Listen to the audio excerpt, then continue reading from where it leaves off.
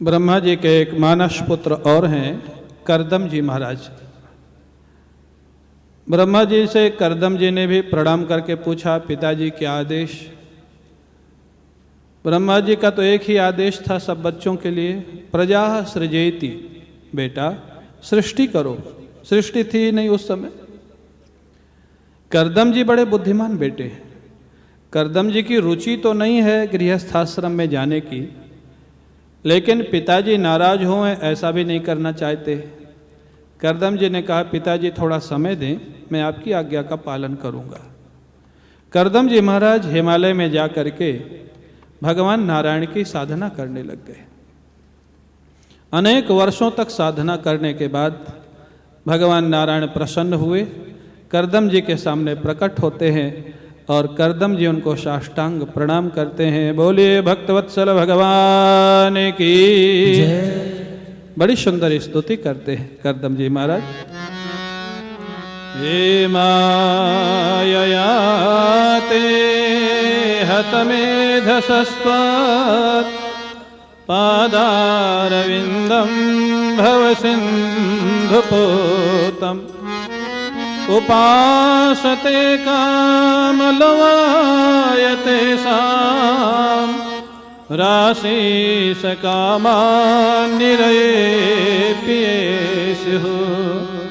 तथाश्च साहं परिवोढुकामः समानशीलां गृहमेधधेनु। बड़ी सुंदर प्रार्थना करते हैं करदम जी, प्रभु आपने बड़ी कृपा की, बड़े बड़े योगियों को आप दर्शन देते हैं, कृपा करके आज मेरे को दर्शन दिया। आपका दर्शन पाने के बाद जो व्यक्ति संसार की वस्तु मांगता है, मैं ऐसा मानता हूं आपकी माया से वो ठगा हुआ है। क्यों? आप सामने खड़े हों और आपको ना मांगे, आपसे दुनिया की वस्तु मांगे, मतलब वो आपकी महिमा को नहीं जानता है। लेकिन प्रभु मैं भी आपसे कुछ ऐसा ही मांगने वाला हूँ। भगवान को बड़ी हंसी आई, जब तुम जानते हो तो फिर ऐसा क्यों मांगने वाले हो?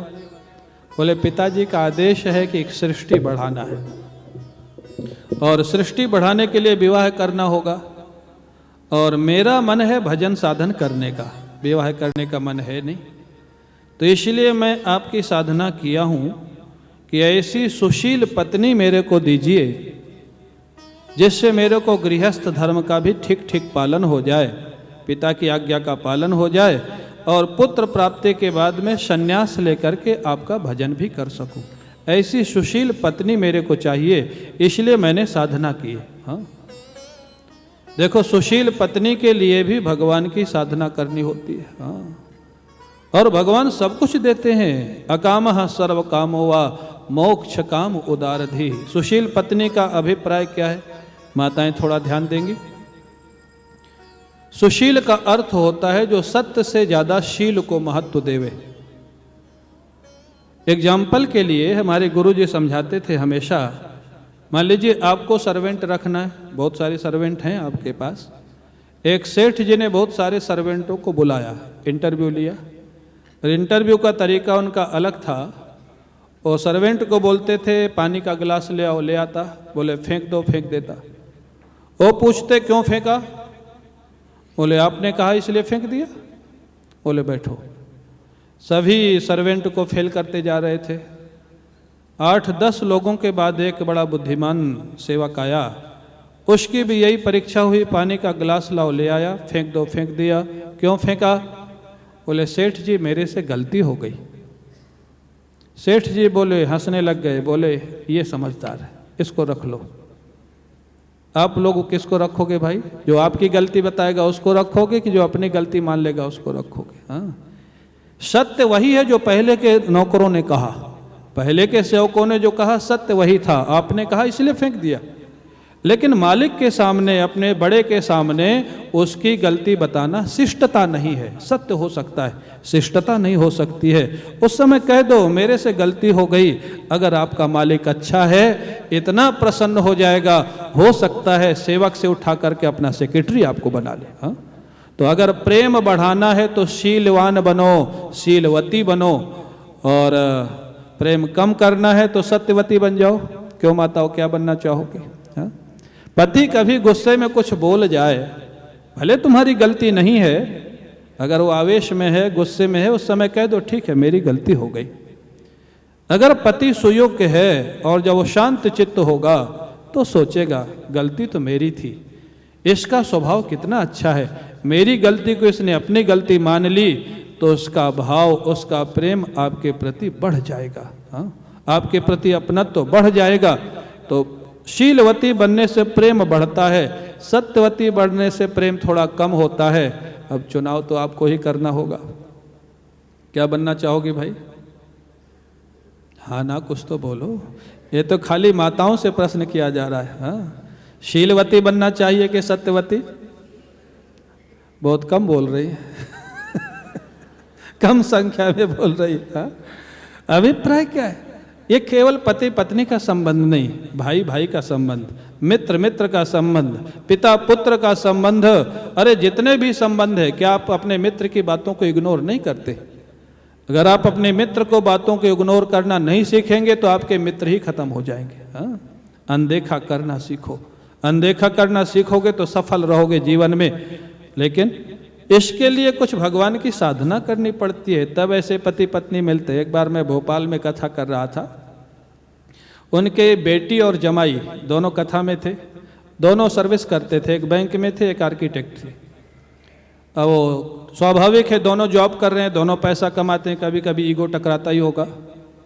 तो पति ने कथा के बाद बोला पत्नी को, बोला कथा सुनी, स्वामी जी ने कहा पत्नी को शीलवती होना चाहिए। अब वो भी पढ़ी लिखी थी, वो बोली हाँ कथा सुनी, लेकिन आपने पूरी कथा नहीं सुनी। बोले कैसे?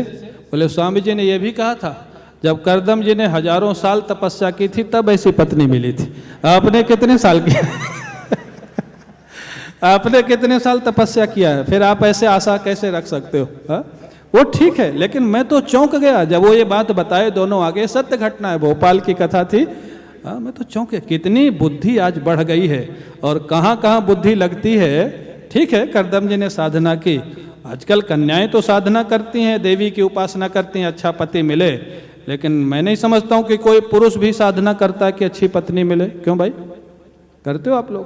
किया है? नहीं किया तो ठीक है, जैसा है तब ठीक है जैसा है उसको फॉलो करो, एडजस्ट करो।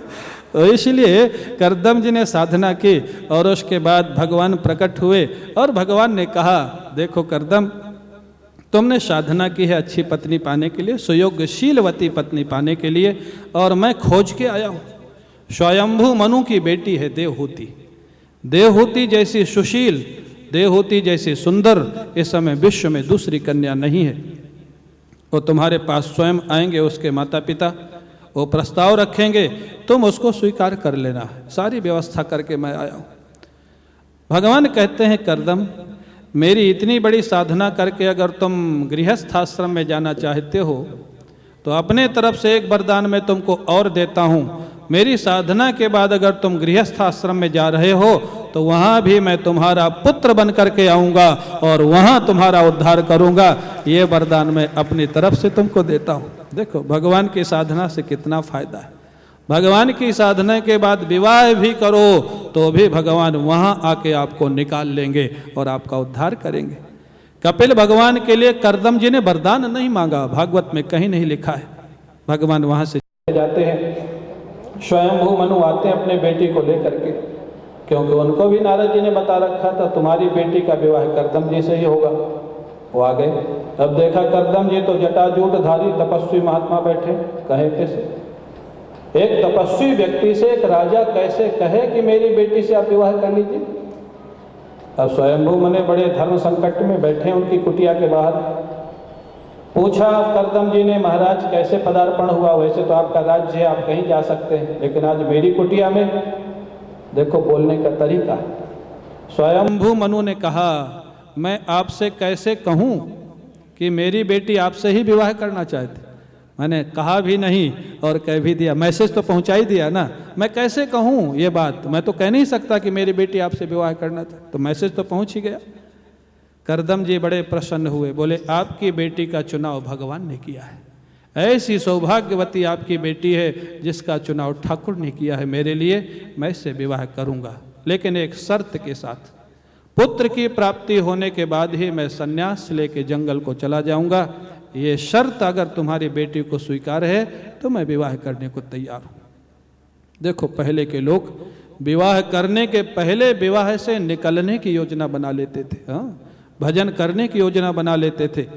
और आजकल तो 70 साल 80 साल, हाँ, कहो भजन करो, नहीं नहीं नहीं, हाँ, अभी तो पौत्र छोटा है, पौत्र, हाँ, फिर प्रपौत्र, और हमारे मारवाड़ियों में तो प्रपौत्र माने ग्रेट ग्रैंड सन हो जाए तो सोने की सीढ़ी चढ़ाते हैं। हाँ, भजन नहीं करेंगे, हाँ, सोने की सीढ़ी चढ़ेंगे, ये चढ़ेंगे, वो चढ़ेंगे। ठीक है, बुरा मत मानना आप लोग, लेकिन जो शास्त्र में लिखा है, एक समय के बाद साधन भजन बढ़ाना चाहिए। पहले से कह दिया, पुत्र प्राप्ति हो जाएगी, पिता की आज्ञा का पालन हो जाएगा, मैं संन्यास ले लूंगा। आपकी बेटी को स्वीकार है तो आप विवाह कर दीजिए। स्वयंभू मनु ने देवहूति से पूछा, बेटी इनका ऐसा निर्णय है। देवहूति ने कहा, पिताजी ये तो विवाह करना ही नहीं चाहते थे, इनको भगवान का दर्शन हो चुका है।